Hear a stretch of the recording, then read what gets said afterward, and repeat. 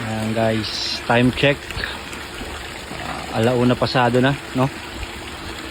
Kaya nagpalit na tayo ng nagpalit tayo ng tubig nila. Dinaray natin yung tubig nila dan.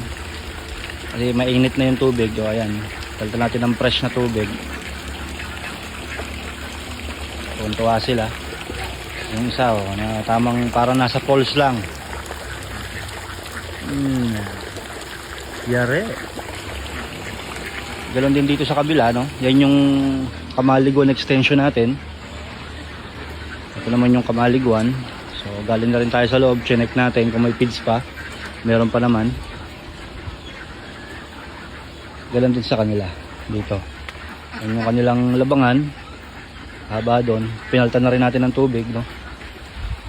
So let's go.